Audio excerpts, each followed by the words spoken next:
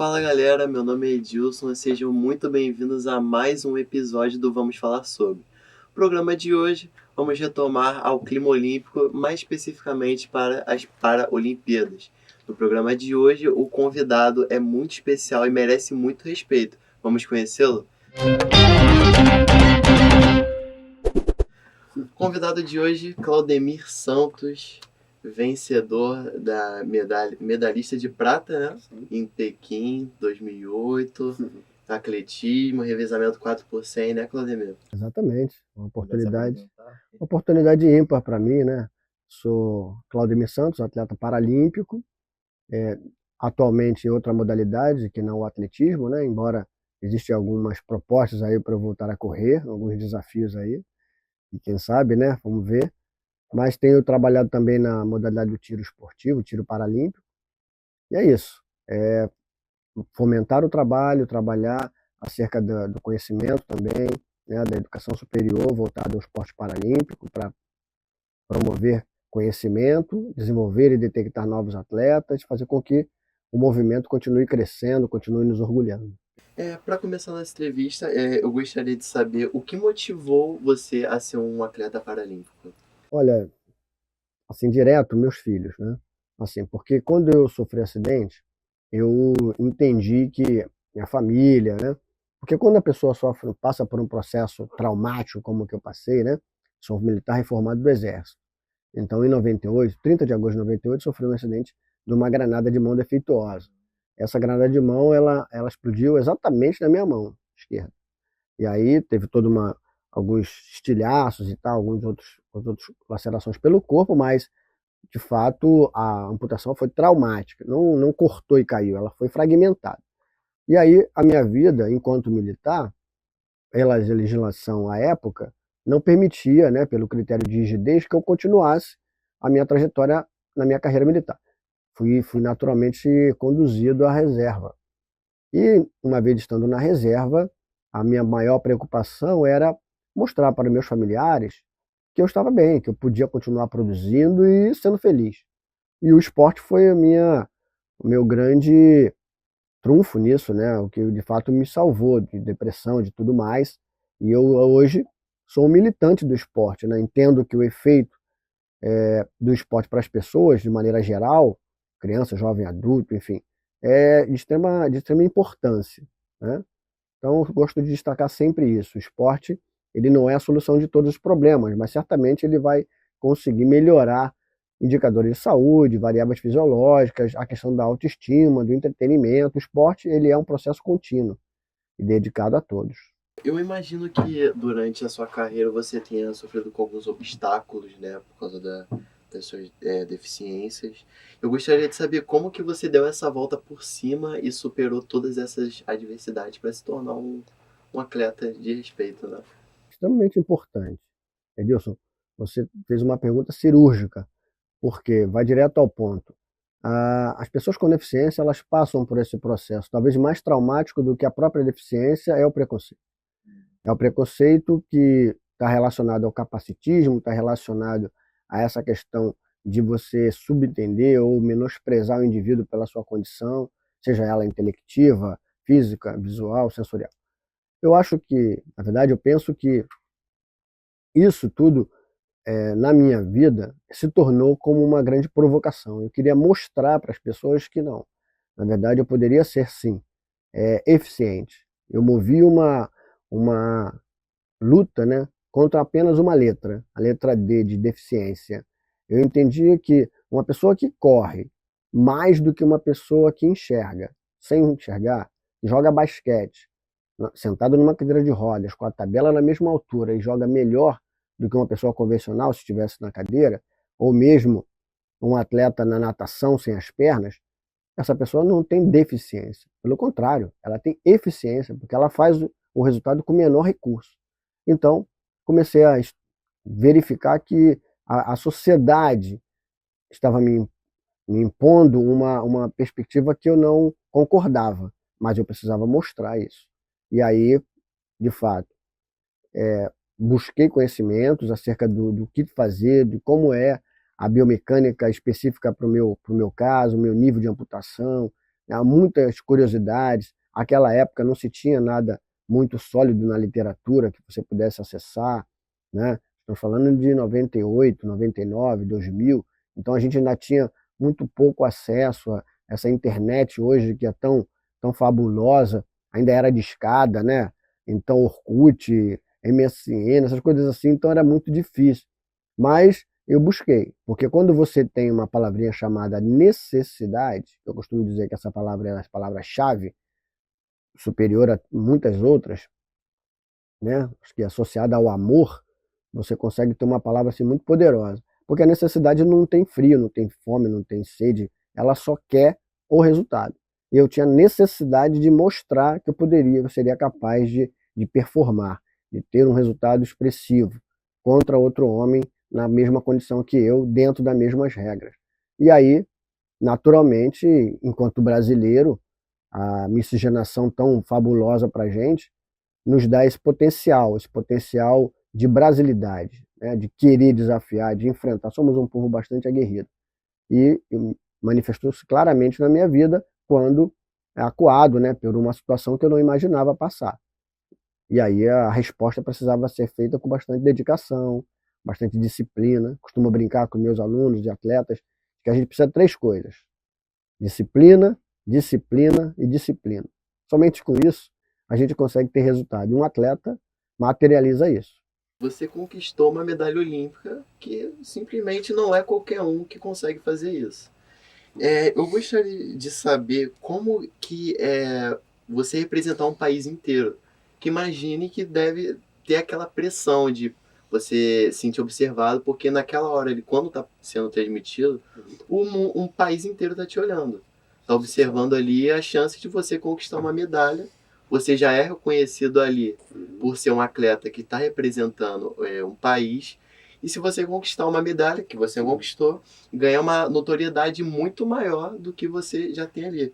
Eu queria saber como que você lidou com essa pressão durante competições. É, de fato, outra pergunta muito importante, né? Porque hoje você tem aí a psicologia do esporte, que trata de atletas olímpicos, paralímpicos, né, que vão aí trabalhar o altíssimo rendimento, porque não só no Brasil, internacionalmente, nós vemos o caso aí de vários atletas de renome internacional que passaram por condições bastante adversas a nível psicológico, justamente pelo que você bem colocou. A pressão do próprio atleta, da família, dos patrocinadores, da responsabilidade que ele está exercendo naquele momento é extrema. E o atleta precisa, sim, ter uma saúde mental importante para ele enfrentar aquela condição de maneira técnica, de maneira ajustada à sua performance. Nem muito tranquilo, nem muito exaltado, para que ele possa se calibrar. No caso, na minha prova, provas de velocidade curta, prova de revezamento 4x100 ou prova rasa de 100 metros, é uma prova matemática. Então o cronômetro já sai na frente, você tem que reagir e a cada trecho da prova você tem determinado estímulo, determinada execução. Essa tua execução tem que ser perfeita. Amplitude de passada, a frequência, a potência, né? A transformação da corrida, a fase aérea, a chegada. Então, a gente divide os 100 metros em 5 partes, né? Reação, aceleração, mudança de corrida, manutenção e chegada. O atleta precisa pensar isso, mas precisa pensar de maneira autônoma, automática. Isso tem que estar, como a gente brinca lá, na massa do sangue. Não dá para você ficar decorando. Isso já tem que estar sido treinado, ensaiado e adequado. E você não tem chance de errar, na verdade. A tua chance só vai acontecer depois de 4 anos. Okay, então, se você errar, você é penalizado com uma queima ou a perda de uma medalha. 4 anos depois, talvez, passando por todo o processo, que é trabalhoso, você tenha outra chance. Então, você não... O atleta, ele passa por isso. É o que eu falei. O esporte de alto rendimento, ele não é próximo à saúde. Ele se afasta do critério de saúde, ele não é inclusivo. Mesmo o esporte paralímpico não é inclusivo. Ele é seletivo. Ele extrai o melhor da performance de cada atleta para que ele possa ser elencado ali, né, colocado como os melhores do mundo. Então, o esporte paralímpico é para atletas que participam de uma Paralimpíada, que já venceu todos os seus campeonatos regionais, nacionais, de seus países, e vão lá e competem no nível de excelência contra outros países. Então, O que se tem ali é a excelência esportiva, né? Então, a pressão ela é tremenda, mas o atleta deve se preparar fisicamente, tecnicamente, taticamente e psicologicamente para isso também. A gente, infelizmente, vive num país que é muito segregador e muito preconceituoso com pessoas que Sim. são julgadas como incapazes de realizar tais ações, né? Claro. Mas eu gostaria de saber, você como atleta, o que você faria para aumentar a visibilidade dos atletas paralímpicos? Porque a gente sabe que não tem a mesma visibilidade do que um atleta olímpico, por exemplo.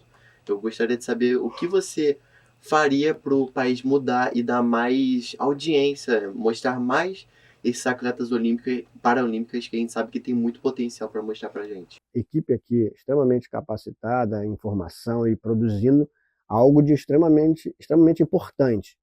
Essa mensagem precisa chegar. É isso uma medida importante que eu faria, que faço, que estou fazendo nesse momento. Estou sempre acessível, visito escolas, visito universidades, dou palestras, muitas até gratuitas, para que as pessoas consigam mudar esse olhar, que é exatamente um olhar preconceituoso e um olhar sem cabimento, porque na verdade o que se tem ali, nos Estados Unidos e Europa, esse conceito já está mais consolidado, e o Brasil ainda precisa melhorar isso, do seu povo para com o seu próprio povo, que é o reconhecimento e a valorização. A pessoa com deficiência, ela não tem que ser excluída, nenhuma minoria, né? Os grupos minoritários não podem ser excluídos, muito pelo contrário, há de se ter, à luz do bom senso, estratégias, metodologias para incluir essas pessoas e fazer com que elas possam produzir com competência. Você não tem que tirar um emprego de alguém para colocar alguém ali porque está numa cadeira de rodas, muito pelo contrário. Você tem que colocar uma rampa e aquele cadeirante vai mostrar sua competência para estar ali e competir em nível de igualdade. O que não pode acontecer é o indivíduo não ter acesso por uma cadeira de rodas. E aí ele não consegue se preparar. Aí você está, de fato, segregando e excluindo. Agora, se você pensa num país que é jovem, num país que tem uma previdência social quebrada, onerada pelo excesso de pessoas contribuintes, e que você está marginalizando, né, pessoas que podem produzir e só deixam de produzir pelo mero preconceito, aí é um erro social. As pessoas precisam mudar isso. A gente precisa de uma sociedade mais inclusiva, uma sociedade mais humana, né? A gente pensa nessa questão mais democrática, onde as pessoas possam ter acesso e mostrar suas competências. A gente tem indivíduos com deficiência que podem ser médicos, engenheiros e ter uma competência muito grande, né? Até superior, por que não? Agora, esse processo é um processo evolutivo, que a gente tem que lutar. Você veja a mulher no esporte. O voleibol, por exemplo. O voleibol ele era muito masculinizado há 20, 25, 30 anos atrás. O que as mulheres fizeram? Brigaram, se empoderaram com relação àquilo. Forçaram que a rede fosse um pouco mais baixa para elas jogarem. Hoje, o voleibol feminino é um espetáculo superior ao masculino. Não só conquista medalhas e conquista resultados. Os campeonatos têm um público, uma audiência enorme. Tem toda a plasticidade, a beleza, não só do biotipo feminino, mas também do rally, que é aumentado, que tem realmente um desafio, um incremento, aumenta a bilheteria, o faturamento de empresas patrocinadoras. O esporte paralímpico fez a mesma coisa, baixou um pouco mais a rede para que os atletas que não têm a perna, têm alguma deficiência membro inferior, possam jogar. E também é um espetáculo, que você mostra a superação daquele indivíduo que sai de casa, quebra o preconceito e vai mostrar, e através daquele esporte ele vai sustentar a família dele. Então, eu acho que é uma evolução natural, mas volto a destacar dentro dessa jornada os profissionais como vocês, de jornalismo, porque são vocês que vão fazer com que essa informação chegue aos recantos do Brasil. Estamos chegando na reta final do programa, mas eu queria te fazer uma última pergunta do como você vê os atletas paralímpicos no futuro? Você acha que a tendência é ter um crescimento ou ter, de certa forma, alguma baixa devido a essa falta de visibilidade? Não, pelo contrário, acho que a tendência é de crescimento. Na verdade, eu vejo isso pelos dados estatísticos que o esporte apresenta, as publicações, a ciência tem mostrado isso, a cada edição de jogos, isso se justifica por vários vieses, né? Por uma análise financeira, isso se justifica e se mostra como um futuro crescente em função dos produtos atrelados ao esporte paralímpico, que hoje são maiores. As marcas O backdrop de patrocinador hoje é quase que igual ao dos Jogos Olímpicos. Né? É o terceiro maior evento esportivo do mundo, só perde para a Copa do Mundo de Futebol e para os próprios Jogos Olímpicos. Mas a cada edição, nosso crescimento é maior do que os Jogos Olímpicos. Então, se caminha por um futuro não tão distante, ou a união dos Jogos, que os atletas olímpicos e paralímpicos possam competir em um único evento, ou mesmo que, em números estatísticos, o esporte paralímpico seja maior em termos quantitativos e até qualitativo que o esporte olímpico. Você veja que no Rio de Janeiro, atletas paralímpicos pulverizaram marcas olímpicas. Então tem toda essa questão de preconceito do próprio atleta, que às vezes não quer competir contra o atleta paralímpico, porque o atleta paralímpico tem uso da tecnologia. E essa tecnologia evolui. Você tem prótese de fibra de carbono, você tem joelhos eletrônicos, você tem uma série de questões que fazem com que o corpo alterado possa funcionar melhor, um altíssimo nível. Isso que está se tratando é de ciência aplicada. E você tem, por outro lado, também o furor e o fervor de um atleta que quer mostrar para uma sociedade preconceituosa que ela está errada. E quando você provoca, sobretudo brasileiro, ele vai lutar, ele vai mostrar. E ele vai mostrar da maneira adequada, educado e dentro das pistas, dentro das quadras. E é o que a gente tem visto aí. O espetáculo paralímpico, a cada edição dos Jogos, brinda ao Brasil com inúmeras medalhas com uma quantidade muito maior do que o segmento paralelo. Então, eu acho que, tenho certeza, né? Costumo pensar que, não gosto dessa palavra achar, o achar é o pai de todos os erros. Estou convencido de que o esporte paralímpico é, sim, belíssimo, mundo afora, é bonito de se ver, a superação humana é mais do que a plasticidade apenas, mas a superação de uma mulher que perde as duas pernas e ela segue, uma menina que não tem os dois braços e segue, vai nadar e vai mostrar. Isso é lindo, isso é o ser humano, né?